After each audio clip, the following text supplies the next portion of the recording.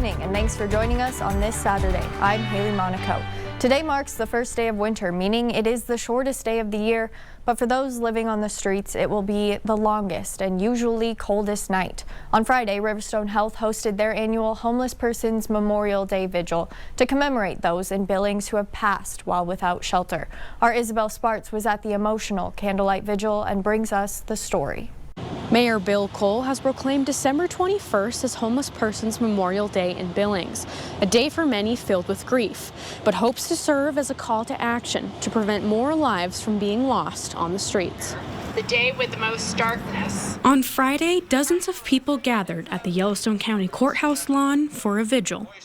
One to remember those who've lost their lives while without shelter this year. Our agency knows of 4 people who have passed away this past year while being unhoused. A number difficult to confirm, but likely higher. Each year, Riverstone Health's Health Care for the Homeless program honors those on the eve of the winter solstice. The winter solstice, for most of us, is the shortest day of the year.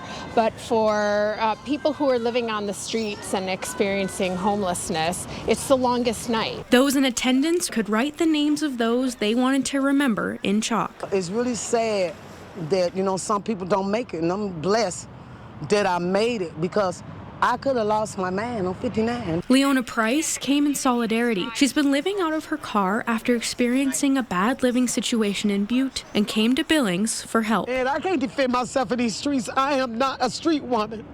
So, St. DePaul, they check on me and make sure I'm okay. It's a situation she never wanted to find herself in. So, of course, I'm embarrassed, but what could I do but just get right and keep it moving? The Montana Continuum of Care Coalition estimates that there are just over 2,000 homeless people in the state, with Billings making up 13.6% of that. In 2024, the city counted 273 living without shelter, but that number often fluctuates. They are people who are really our neighbors. And while many local agencies are working hard to meet those needs, there is still a long ways to go when it comes to addressing and fixing the problem. There are a number of other services that we continue to need to identify and expand to be able to serve people who are unhoused in a variety of ways. In Billings, Isabel Spartz, MTN News.